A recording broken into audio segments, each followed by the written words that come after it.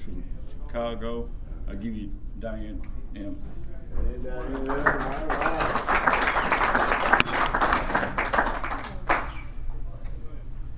Thank you. Good morning, family. My name's Diana, and I'm an addict. Hey, Diane.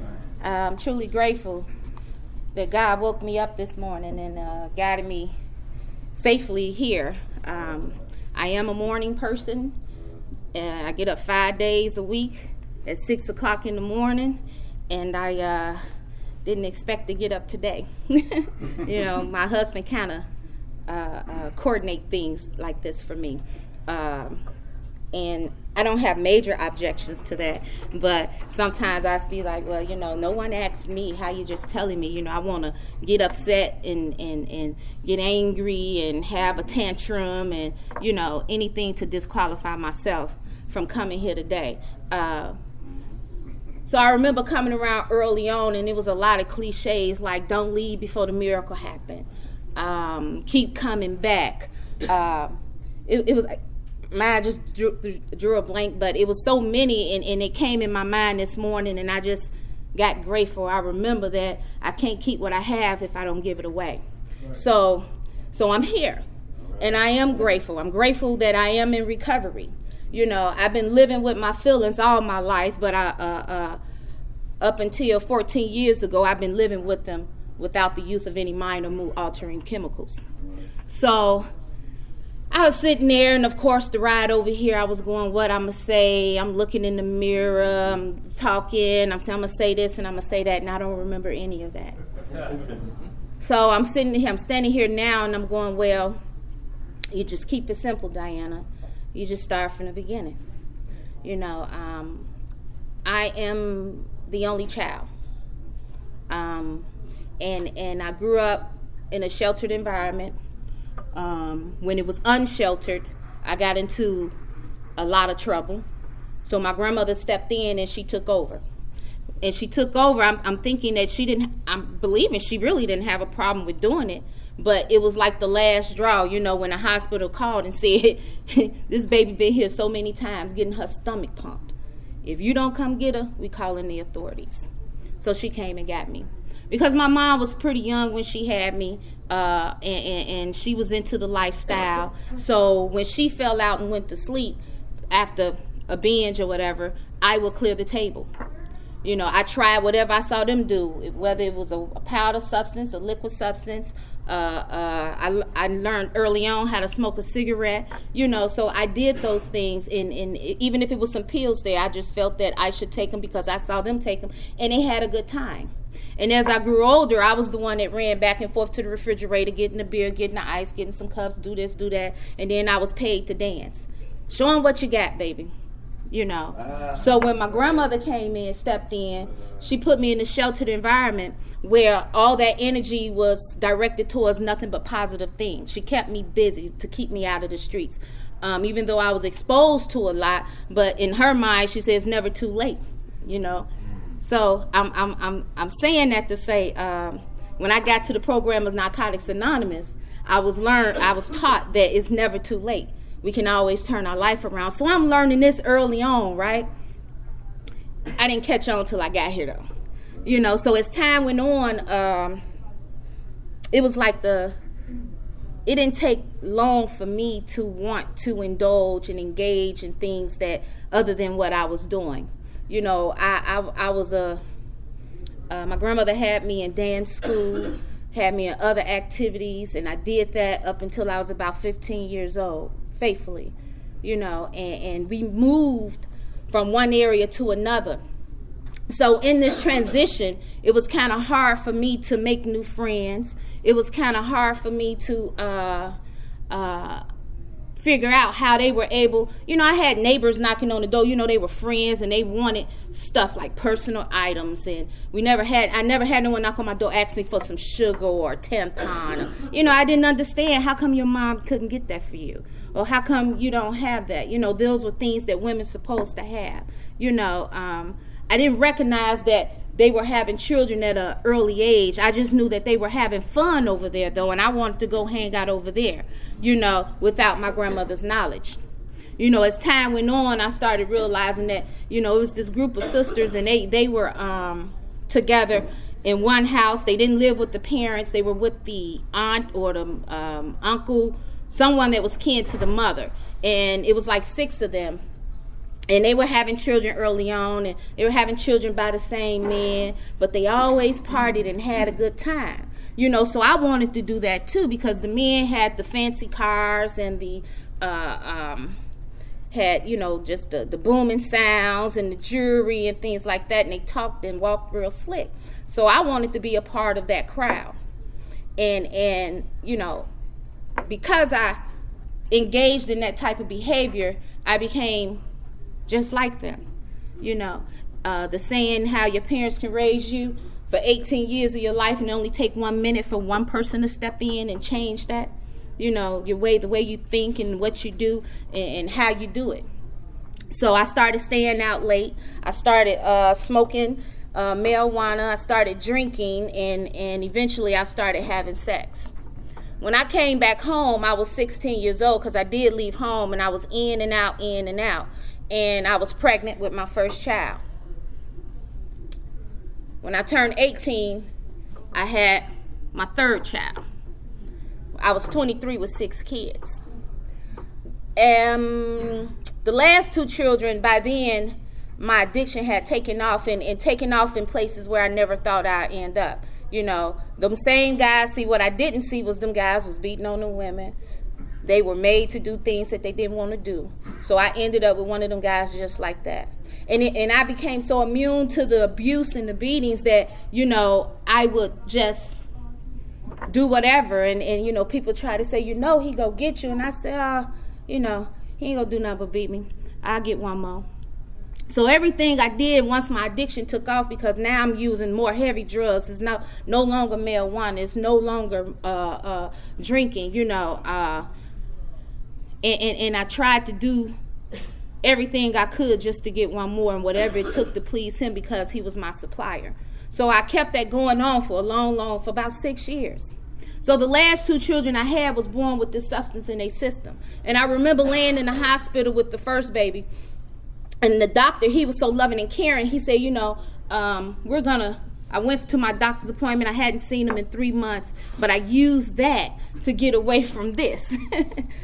I need to go to the doctor. Oh, I'm not feeling well. I'm like 8 months pregnant, and I go to the doctor. He said, we've been worried about you. What's going on? And as soon as he said that, my child's father walked in the door. And when he walked in the door, I just my whole body just started shivering. And he said, we're going to keep you here today. He said, excuse me. He wasn't scared of him. I was scared crapless of him, And he turned, he said, you're going to have to step out the room. And I was in the hospital for about a week, and eventually they induced my labor. And I had the baby, and even though a week went by, she was still born with the substance in her system. And I remember waking up, and there was a lady sitting next to my bed. And she said, hi, I'm so-and-so. Do you think you have a problem? I'm like, problem? Not recognizing that something was wrong with the way that I was living. I didn't want to live that way anymore. I just didn't know how to stop.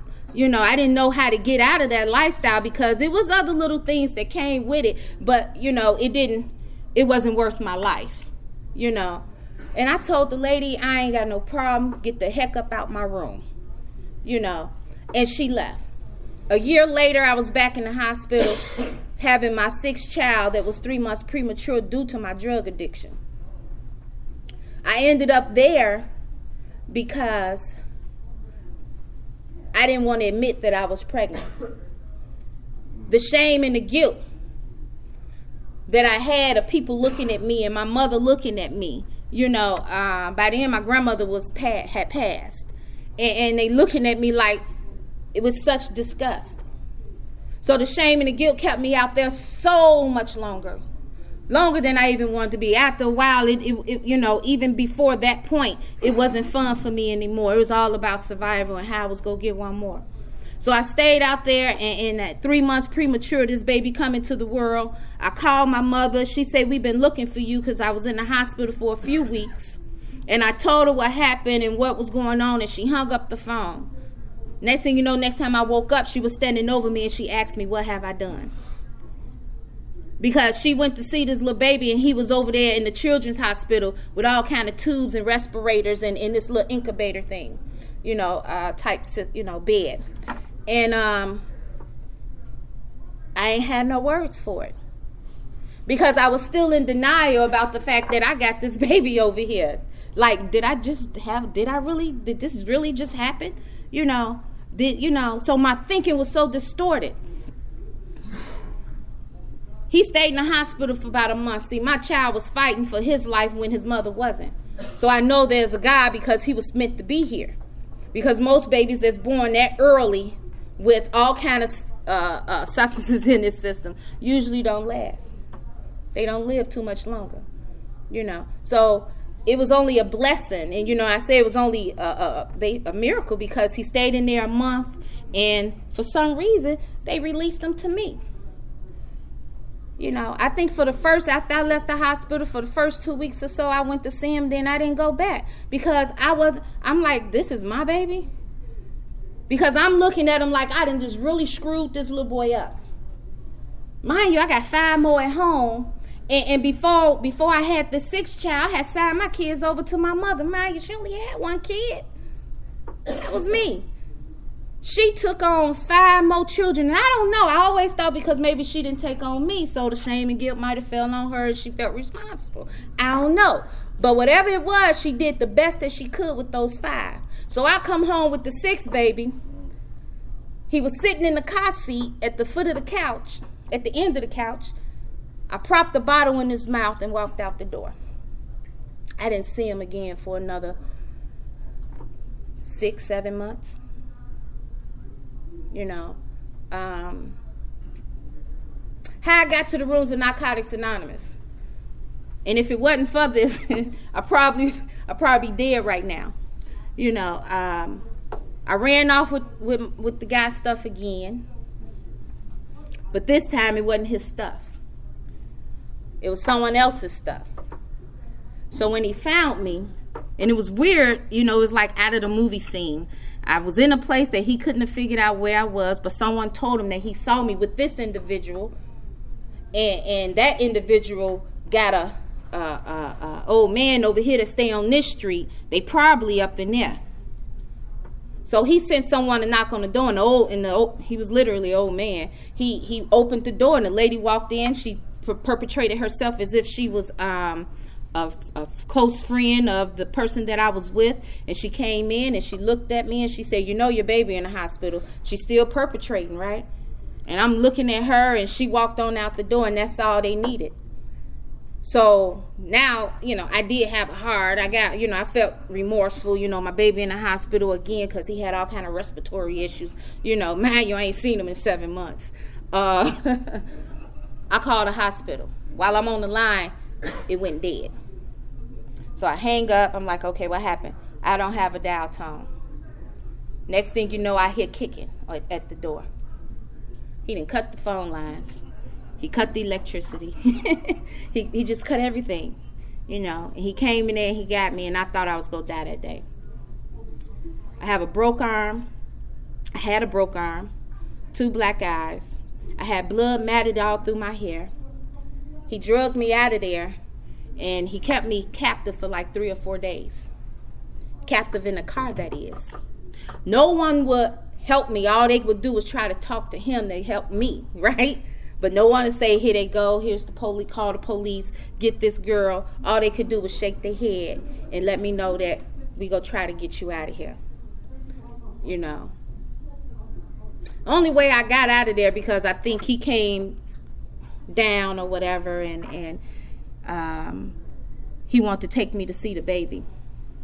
And he said, would you like that? I said, yeah, I like that. I ain't seen the baby in 7 months. So we get to the hospital, and I get up there, and he took my shoes and gave me a pair of his shoes. I wear a 7. He was wearing like a 10. So I had to walk through there. He took my coat and gave me this little jacket. It looked like it was a jacket that smelled horrible. It just smelled horrible. He put a hat on my head, a baseball cap. And I was walking through this hospital with size 10 shoes, I had a dislocated shoulder, broke arm, 2 black eyes, and the blood was still trickling down, was dried up down my face. And the nurses looked at me like something was wrong with me. You know, but I told them who I was, and I remember going to that room and looking at my child, and when he seen me, he just smiled. So it took me back.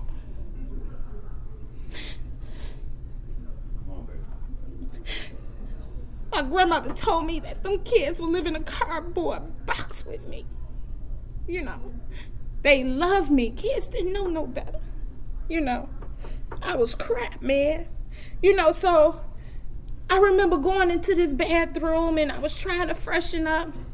And at the time, it was called the County Hospital in Chicago. So they didn't have mirrors. They had those mirrors that, you know, it was distorted. It was kind of, you know, did like this when you looked in there, but it gave you enough vision to like maybe comb your hair. But the face was distorted, you know, because the mirror, it wasn't a mirror, it was just swervy, like, you know. And I looked in it, but for some reason, for the first time in my life, I could literally see myself clearly. Who I had become, who I was. And I made a decision right then that I didn't want to live like that no more, you know. So from that spot, I walked across the courtyard to the main hospital and I wanted some help. They were so mean to me over there. The nurses, they talked to me crazy because I look like, you know, I look like a dolphin. They got beat up again, you know. So it wasn't uncommon for the county hospital to see an individual like this. So it was no remorse. It was no feelings of let me help you, no sympathy, no nothing. So I get there and the social worker was a little different. And she asked me, did I want some help and what did I want to do? And, you know, and I explained to her. So I was sitting there waiting for transportation to come and get me. And I'm sitting in there and the guy walked in. He said, I've been all over this place looking for you. He said, called me out my name. He said, I knew you was a runner. He said, but let's go. And I started trembling again. And this social worker looked me dead in my face. She didn't say nothing. She's in the office and the office and I'm sitting right there outside the office and she just saw the trembling, the fear, and she called the hospital security. They didn't catch her, no. I said, as big as this hospital is, how did he maneuver up out of here and off the campus? I don't know. But that's who he was. He jumped out a 3rd floor window. Into the snow and all you saw was tracks that jumped over the gate, you know, and they didn't catch him. So he was growing, you know, early on, my neighbors used to call him the woodwork man, you know, because they couldn't figure out where he came from. So I get to this facility, and this facility had other people there that was similar to me, that had some similar experiences, and all of a sudden, I want to get my children back. All of a sudden, I wanna get my life together, you know, and it was a process. When I started making meetings, I was making them in another fellowship, and I didn't quite understand what they was talking about. Then you couldn't say nothing, and it was real quiet, and it was I didn't understand, you know. So then I got introduced to Narcotics Anonymous, and when I got to Narcotics Anonymous, I was sitting there, I was like, wow, because I come from a life of chaos. And I need to know that life wasn't over. So I started making meetings in Narcotics Anonymous because it was chaos over there. They was talking, they was cussing, the guys looked slick, they smelled good. That attracted me. You know, that attracted me. You know, the drugs was gone, but the lifestyle was still in me. I figured I'm going to come up again. You know, if I could stop using this stuff, I'd be all right. It'll get back to how it used to be. But something happened, you know, the miracle happened, you know, and early on I used to be like, what they mean by that, you know, and I didn't understand that every day was a miracle for an addict that don't use, man, you know, and I every day and another day go by, I didn't get high, and I'm making these meetings and I'm having a ball. Never went back to the other fellowship. I was like, well, I ain't going over there, they dead, you know, so I stayed here, you know, and So I remember having 3 years. I lived in this facility, and mind you, I got all my kids back. I had the authorities in my life at that point, and they said, well, we're going to transition them back to you. And I said, I ain't transitioning them to you. I want them all. And I did that. Got them all. And I remember laying up there in our room. We shared a room. It was, look, this facility had never taken a family this big. See, it all happened in divine order for me. The facility, I said, this is the only place I got. Please let me in. And they let me in. And I get in there, and they put us on the 3rd floor. Wasn't no residents over there because they had never had to house a family this big. So we on the 3rd floor. Them kids don't know me, and I don't know them. I used to beat them to go to sleep, because I didn't know how to nurture them. I didn't know how to care for them. It was what you do what I say, and you do it right now. It was a hurry up and wait type of thing with me. I'm the mother, you the child, you do what and when they wouldn't go to sleep because I just wanted some time to myself. But mind you, I had years to myself without them. And sometime, and I just didn't know how to. I only did what I knew.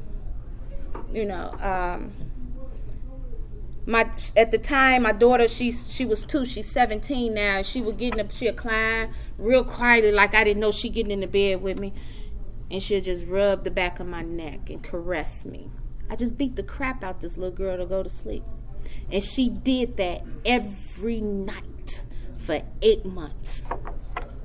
She climbed in the bed with the mother that talked to her crazy, that left her, that didn't care nothing about her during that period of time. And she caressed me. She taught me how to love them. A 2-year-old.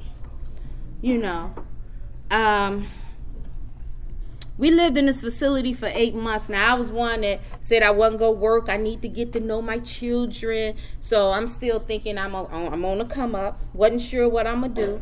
And I'm going to live off of aid for a little while, because I ain't did that in a while. It's free money. Let me get it. I'm entitled. Well, that didn't last long, because by the end, reformation, the reform of the welfare system came about. And you had to get a job or get in job training or something like that. So they said, if you want to keep this money, you got to go here. And you got to show up every day. And I'm like, man. I was like 4 months clean at the time. And I got the job through this particular program. And now I'm going to work every day. Had child care in place. Me and the children were getting better, and 8 months into that process, we got our own place, my very own apartment. But before that, I could leave the facility and move into this place. I had to have a plan for the children. Who's going to watch them? Because they did all that for me. Who's going to, when you go to work, who's going to get them to school? Who's going to get them from school? Who's going to, and I had to come up with a system. So my system was to get my family back involved. Because when I left, I didn't tell nobody where I was going.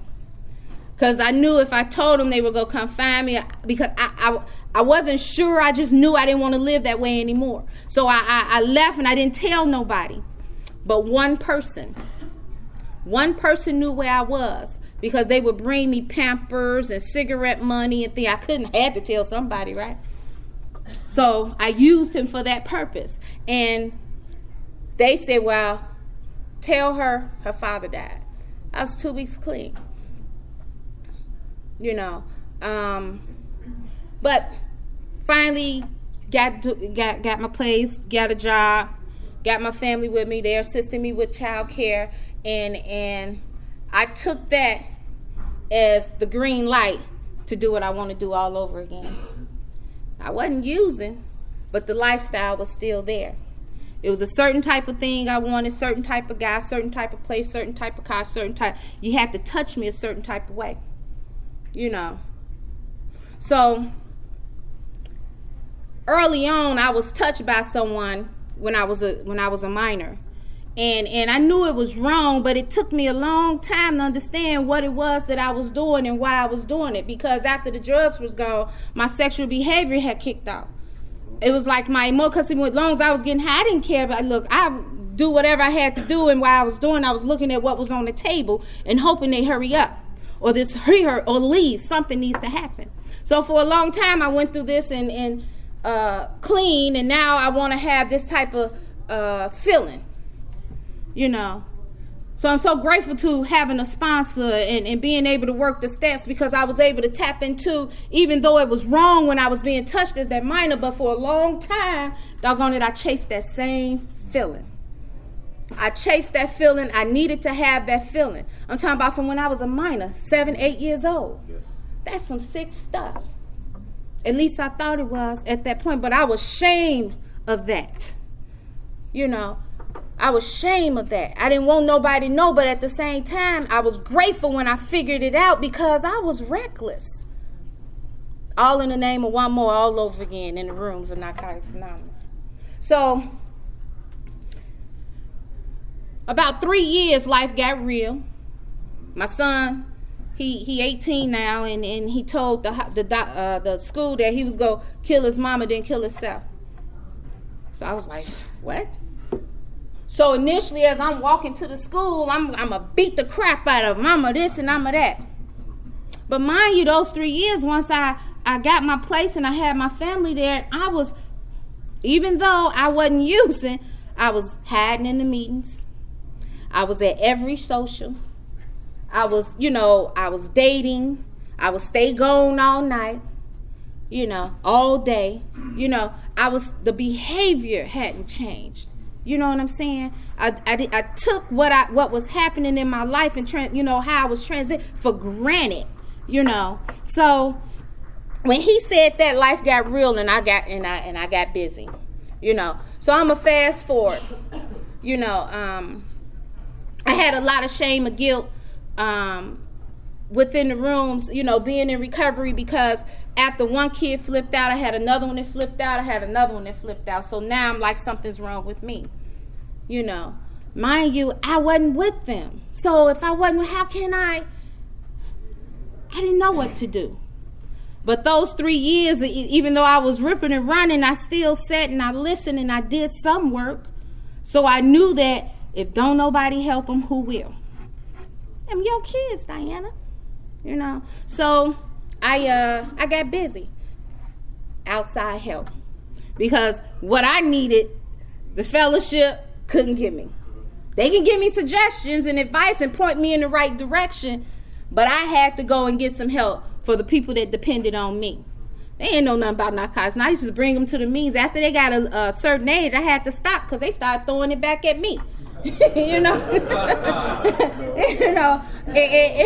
then how people I invite in that was clean and they respected and looked up to, if they hear them say something that was out of the ordinary, they'd be like, she did that? So I had to say, okay, now I can't keep bringing them to these meetings. They coming of age, they understand, so they'll come to some social events with me, picnics or things like that, but inside the meeting, put your earplugs in if they just had to come with me, so I it's like I have snapshots still of my life, and I look at all these snapshots and they come, and sometimes I be like, dang, where the heck that come from? What, I haven't seen or thought or, talked about this in so many years, or if some things come up, I haven't even I forgot all about it, but it makes me feel some type of way. And I have to recognize that that's not who I am anymore. My oldest daughter be 23. I have a set of twins. They'll be 22 on the 26th. My oldest is on the 27th. My 17-year-old, she just turned 17 on the 6th, 2 days ago. And then I have my the youngest boy. They told me early on that something was gonna be wrong with him. He didn't walk till he was like 2. He didn't talk till he was about 4. By the time when he started walking, he was running, and he'll run into the ends of the tables and things like that. And I'm like, oh Lord, they gonna take my kids again. They all kind of stuff was going. There's child abuse, But none of that happened. I had 10 months clean, and I got a letter from the authority said we are officially closing your case. You know, and I didn't even see the gratitude in that. I said, they closed my case before they give me any money. They didn't want to give me no housing. What about the money for them beds? You know, you know, it was my thinking. It was my thinking. You know, not recognizing that I needed that to close so that I could move on with my life. You know, I remember having about 5 years clean, and I went to apply for a job. Man, I've been working through my whole recovery. I haven't missed a beat. You know, but I wanted to do something different, and I get out there to this other place, and I had 3 interviews. They were very pleased with me. And they wanted me, and they liked because I had the experience, you know, and I had the compassion for the work. And in that 3rd interview, they called me back. Now I'm at this round table with the big hats. And they said, as much as we want to, we can't. You know, and I was like, what happened? You know, I'm like, what? You know, and they say, your case has to be 10 years closed. So I sat there and like, the wreckage of my past, and come out run into a meeting and I tell this, and you know how you have those hope, wish you will and hope you fail, you know. Some of them didn't have their kids back, and they was trying to give me advice on this. I'm like, you still ain't got your case still open? You can't talk to me. I'm sorry, that's just where I was, because I was angry, I was upset, I was hurt, you know. So I get today. I'm like, you know, when I have those snapshots and I look at them and I be like, wow, you know, I did that, and I'm not that person anymore. So I have to live with that. I have to live with everything that I've done over the course of my life. At one point in time, I medicated it and didn't have no feelings. I remember I was in one meeting and the topic was emotions or something, and all I could think of was something sexual. You know, so when I commented, it was the candlelight meeting, you know, and I was like the right scene and I was sitting across from this guy with the big hat, and, you know, I was like, my emotions running wild right now, you know, I was sick, you know, but then I'm so grateful for the process, because someone came behind me and had to explain to me what that was and what they meant. You know, we supposed to feel these things. You know, it's if you don't, you're not living. So for a long time I was dead. I didn't know what the heck. You know, anytime a person to get immune to a guy towering over them, beating on them on a regular basis, you had to be dead. No emotions, no feelings. You know, I don't never want to live like that again. You know, so I went through my process, and I'm still. When I have feelings and the shame and guilt of certain situations hit me, I just say, okay. You know, I remember that I can't allow my past to dictate to me. And when I mean by past, I'm talking about even the stuff that I did in recovery over the last 14 years, dictate to me how I should feel and live my life today. All I can do is just learn from that and not do it again and keep moving forward, you know. And that's what I try to do on a regular basis. I got married August of 2013. And I married a wonderful man, you know, that early on told me he didn't want too much self-disclosure from me. So I'm saying that to say that he didn't want to know. Because I'm in the rooms and I got 6 kids, so he figured he knew already, right? So it wasn't nothing that I could tell him that could shock him, but he gets shocked on the regular. You know? He gets shocked on the regular, and it's nothing out of the ordinary. It's just that he has to process some stuff. You know what I'm saying? We married each other for better or worse, right? So we both know that we in the rooms of Narcotics Anonymous, and he got a little more time than me, and he feel he know everything, and so do I. So do I. You know, my life is full right now. I got grandbabies. You know, I'm so, man, they are my, look, I do the grandmama role, though. I see them when I see them. I do what I might keep them every now and again, but I'm still young. and having a house full of kids is not the case. You know, my 18-year-old is in college, and I got 3 kids in the house now. And that's my 2 and my husband's daughter. So we blended, and so I got 3 kids. And my grown ones are on their own. So that lets me know that I've done something at least halfway right in this process. Because they either working or going to school or both. They pay their own rent. They got their own stuff, you know, and I know they do they drinking because I'm not on the social media thing. Every now and again I'll go on there, but I noticed that they had the bottles of, I don't even know the names, because when I was doing the stuff, I didn't, you know, I'm like, what is this or what is that? They like, oh, that's tequila, oh, that's vodka, all these fancy names and pretty bottles, you know. And even with that, I have to be careful, you know. I see the stuff and I be like, okay, what is that? Man, that looks good, you know. I have to be careful of that, you know. Because one thing's for certain, I can't do nothing.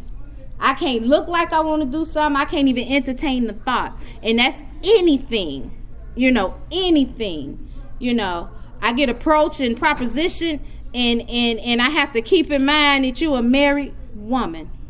And you need to carry yourself as such, you know. So I do the best that I can to make sure that I don't sabotage or interfere with my livelihood today. The shame and the guilt that I've had over these years, it still come on me. It's going to probably come on me for the rest of my life. I'm never going to forget it, you know. And I'm grateful for that too, because it lets me know that you done did that. It's over with, and get over it. You know, keep it moving. You know. So I'm grateful. My time up. I'm grateful that see, in Chicago they raise their hand. They walk in front of you like this. Kevin just stood there. He stood up. You know, where I work, you know, when people get to talking too much, I be like, okay. But I'm grateful for the process, and I hope I help somebody. I keep coming back. We just waved the flag, but I didn't have one. Thanks for sharing, Diana. All right, the next act that the committee is asked to share on this topic is Lita P.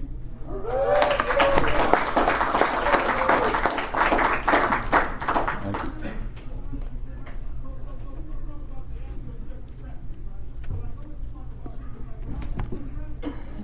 Hi, family. I'm a grateful recovering addict. My name is Lita P.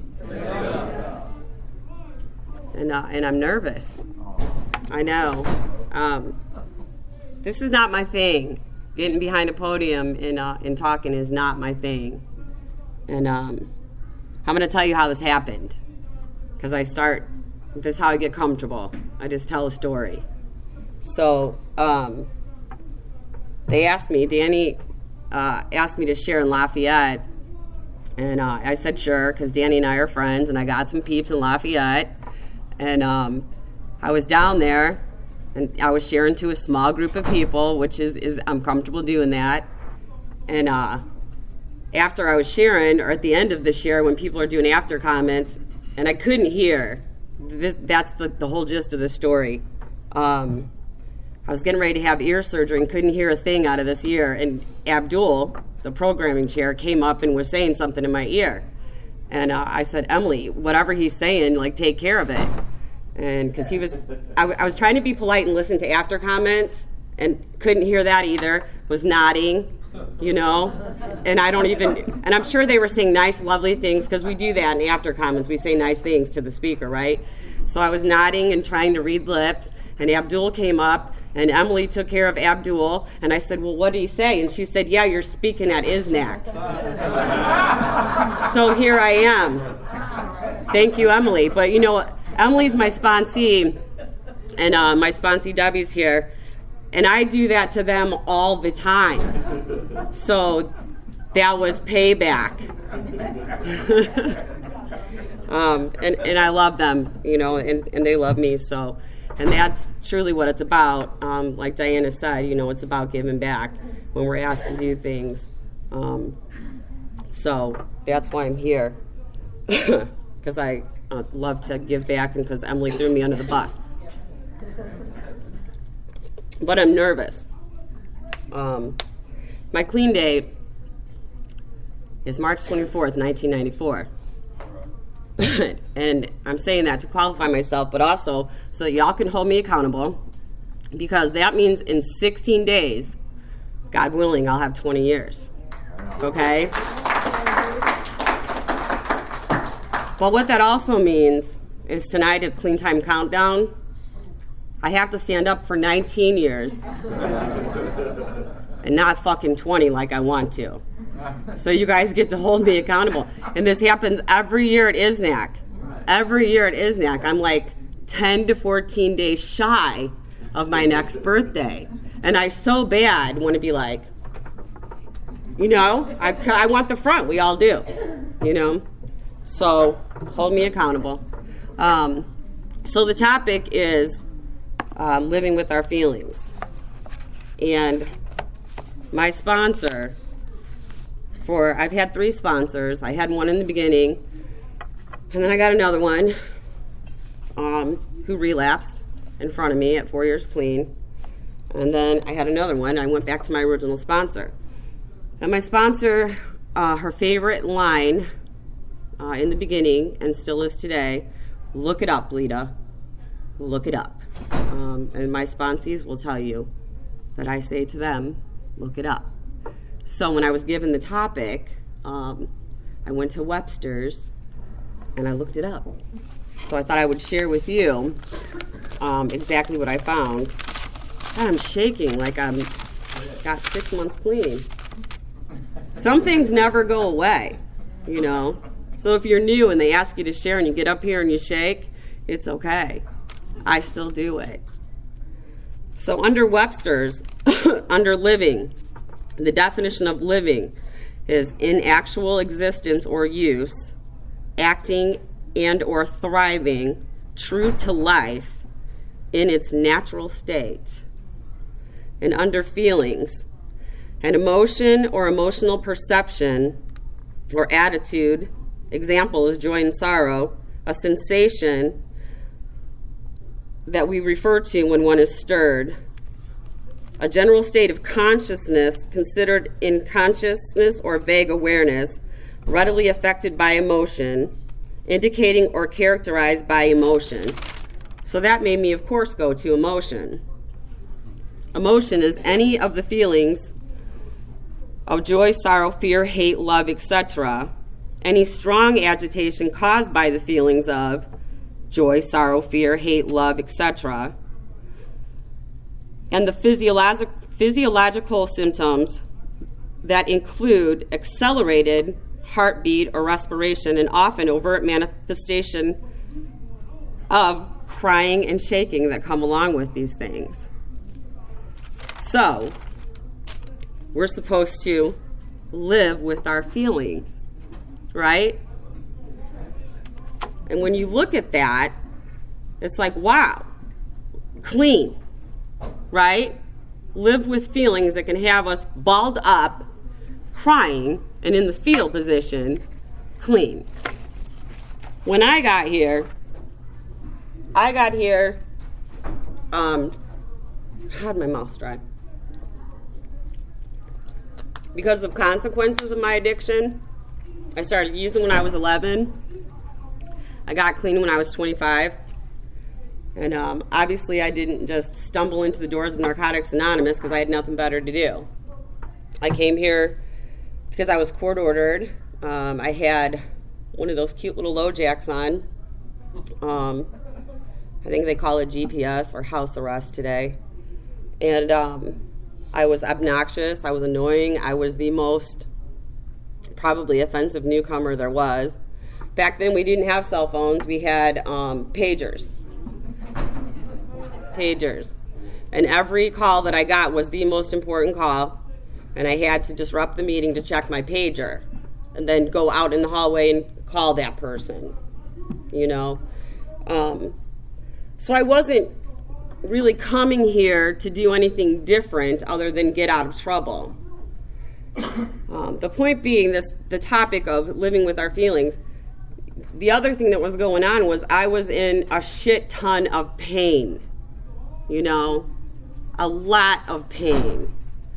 And that was in 1990 that I started coming around here because of the consequences of my addiction.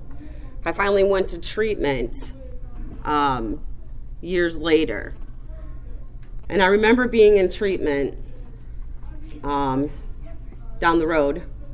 And in treatment, it was a 28-day inpatient treatment at the time. We don't see those anymore either. But every Wednesday in H&I, the same person came in, one person.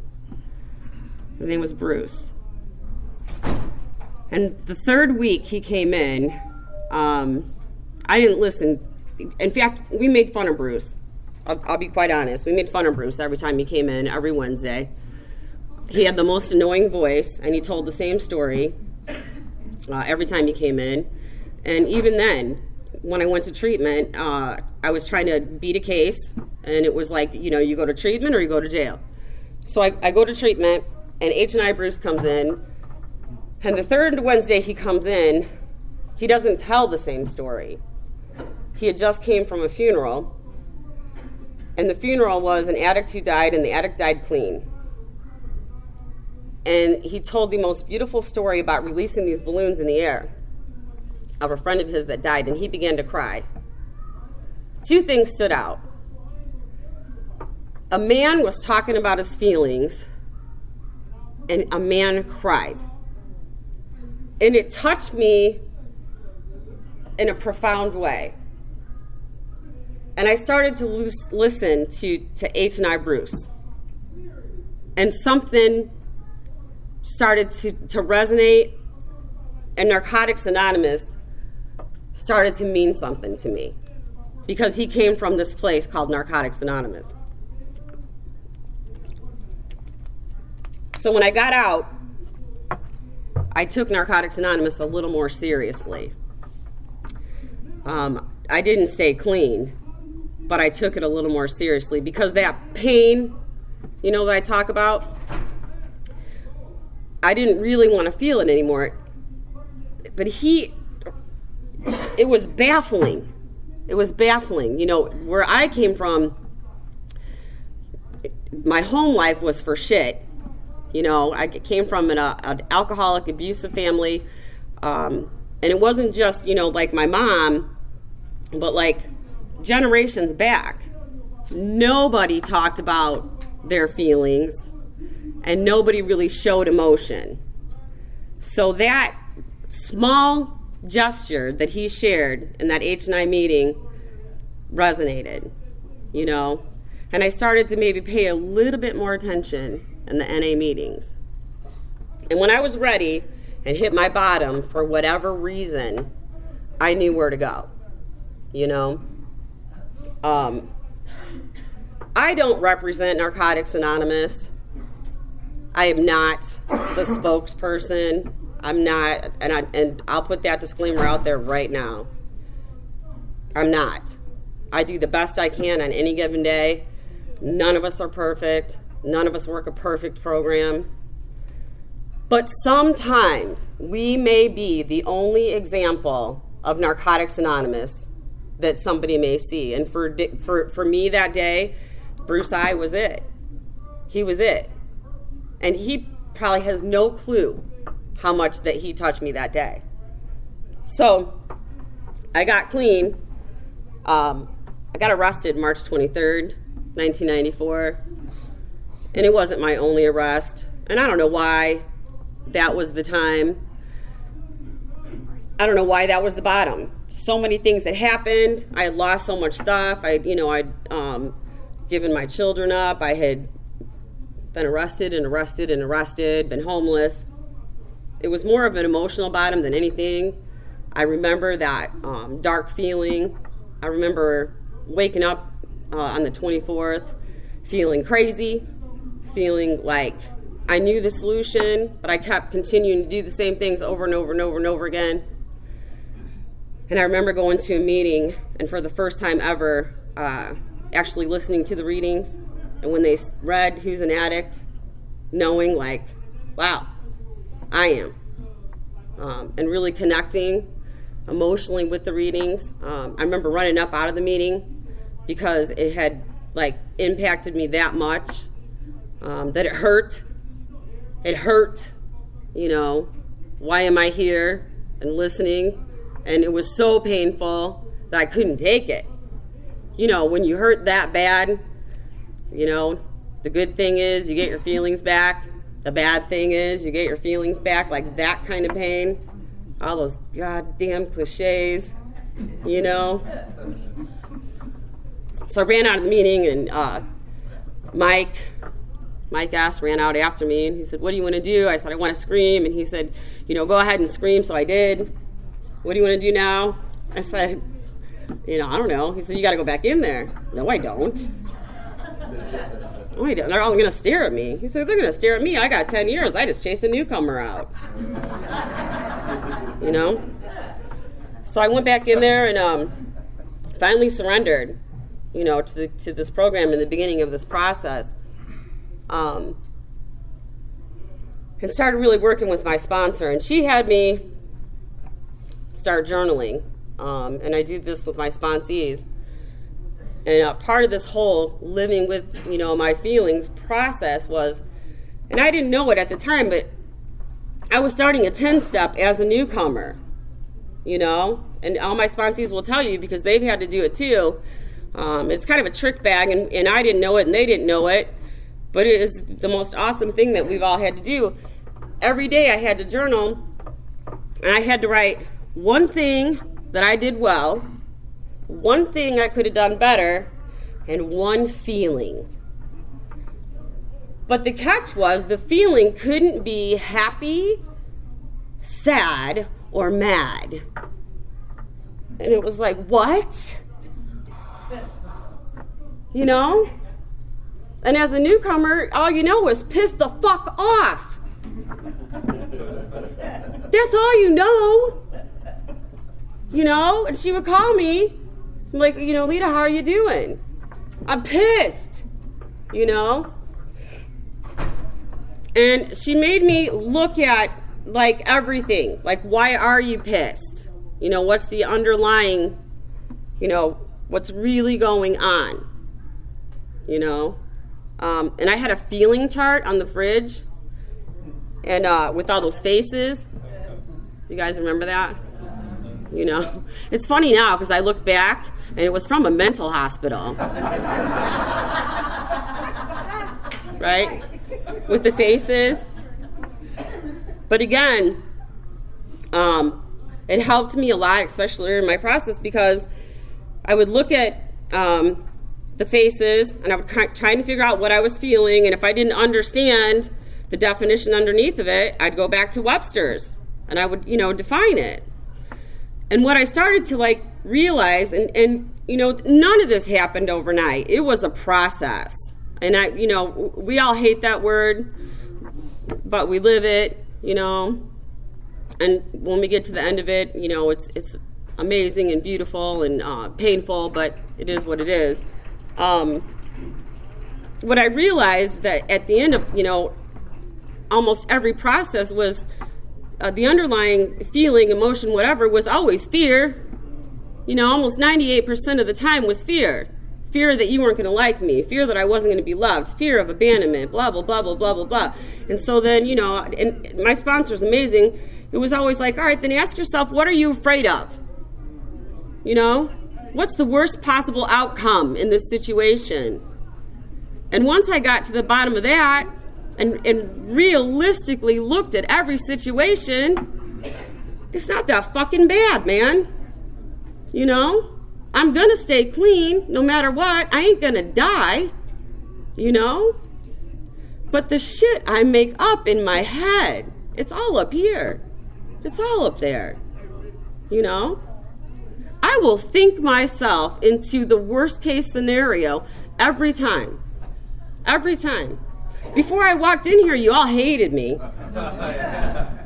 You all hated me. You're staring at my roots because I need a fucking dye job. So what? So what? You know? I'm 45. My hair's not going to stay blonde forever. Get over it, you know? I don't care, you know? So going through that process and journaling every day, and, you know, and that's just a tool. And I guess that's, you know, that's the one thing that I want to mention is that I learned, you know, through this is that I have tools today, you know, a million of them. If I want to deal with this and live with my feelings, I have to, like, learn how to apply tools in my life. And there's so many of them, you know. Pick up the phone a friend, you know. Call somebody. Talk to my sponsor. Write in my journal. You know, I don't have to live in pain anymore. I don't have to, you know. I also learned that everything's not always easy around here. I'm not going to be happy 24/7, you know. Once I started working the steps and finally figured out who my God was, you know, that I'm not powerless, that I have a conscious contact with my God, I'm not going to be happy, joyous, and free every day. I'm just not. You know, like, shit's going to happen. Life's going to show up. And it's okay to say, like, I'm very verbal. And it's okay to say, honestly, I feel like shit today. You know? I feel like shit today. Like, once I know what my feelings are, like, call somebody up. Call my sponsor, call my sponsee, call my friends. Guess what? I'm having a bad day. And it's okay. You know? The best way to live with my feelings today is to feel them. You know? I don't want to stuff them. I can't go around them. I can't go over them. I can't go under them. I got to go through them. That's the only way I'm going to live this program and get through it and make it through alive and clean, is to feel them, you know? I used to hate, and people have said it to me and I have said it to people, and I apologize. What I used to believe and live at 10 years and 5 years clean doesn't work for me today. You know, that whole stupid cliche of, well, feelings aren't facts. You know, they're not facts. They really, and it's true, they're not facts. But shit comes down the pipe that, like, fucking hurts, man. It hurts. And it's not until you're in that situation and somebody throws that shit at you that you're like, well, fuck yeah, I know they're not facts, but how's that going to help me in this situation? You know what I'm saying? Do you know what I'm saying? You go through some shit, and it's not until it happens to you, because I used to tell my sponsees that. Well, feelings aren't facts. You know? It's just like, well, fuck you. You know? But when, like, my son went to Bahrain for 15 months, and I'm on the floor in the fetal position crying, like, what's going to happen? And somebody tells me, well, Lita, feelings aren't facts. Go fuck yourself. And that's how I get through shit. I'm honest today. I am not going to be happy, joyous, and free in that occasion. And that's okay. That's okay. You know? It's not that I'm not questioning what my God has in store for me. I'm not. I know that it's going to be okay. But I also know that it's all right to be scared. It's all right to say, you know what? I don't feel good right now. You know? I'm living with what I'm feeling, and I'm talking about it. And I'm going to get through it. You know? I'm going to get through it. And hopefully I can get through it without shopping it, sexing it, gambling it, whatever. Eating it. You know? And I'm not saying I ain't above that. You know? Because we've all done it. None of us are perfect in here. We've all done it. That's like my goal today is to try and do something different. You know, but I'm not saying that I'm perfect. It's a perfect program. We just complicate the shit out of it. You know, the last thing I want to talk about is because I don't know how long I've been talking and how much longer I have to talk about. It feels like I've been up here forever. I I have the wonderful opportunity. I'm blessed to work in an environment. I'm the executive director of a halfway house, and so there's like 4 staff there and 14 men, and they come in and they're at the beginning of their process, and so I have the wonderful opportunity of seeing these men when they first start that process and start to become familiar with their feelings, and it is an amazing and a beautiful journey. People don't understand what that's like.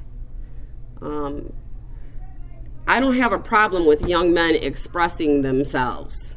I had a reporter come by, and I had a news media guy come from the radio station. He said, "Aren't you afraid to work here with all these men?" And I said, "No." He said, "You're 5'2". I said, "And what do you weigh, $120?" And I said, "No, I respect them, and they respect me, and I love them, and they love me. And do they get angry? Yes. For the first time in their lives, they get angry. And are they vocal about it? Yes. But they're supposed to be. For the first time in their life, they're expressing what they're feeling. And it's okay. It's okay. But on the other hand, it's the first time that they're expressing, joy and laughter and happiness and love, and tears too. And I get to see that, and I get to participate in that, and it's one of the most beautiful things that I'll probably ever do, and that's why I'm passionate about where I'm at, in that. So when it comes to living our feelings, it's not always pain and sadness. The flip side of that is the beautiful feelings too, and the greatest of these is love. I'm very fortunate in my life today. I'm very blessed. There are second chances. I screwed up as a parent, big time. And God, has been very good to me. I've worked hard. I worked hard to make things right. And thank God that, my son and daughter are back in my life. But, when it came to second chances, my granddaughter is freaking amazing. And I know my daughter looks at me sometimes like I'm crazy because I was never that kind of a parent with her. Never. But because of narcotics and this Narcotics Anonymous. Whoa. Wow. Right? Because of jelly beans, no. Because of Narcotics Anonymous and these steps in this program and dealing with my feelings, I'm a totally different person today, and I'm able to be totally different with her than I was, the first time around. There's so many benefits to this program, So yeah, I love you, baby. Mwah. That's the hit right there. That's it. Thank you for letting me share. That's all I have.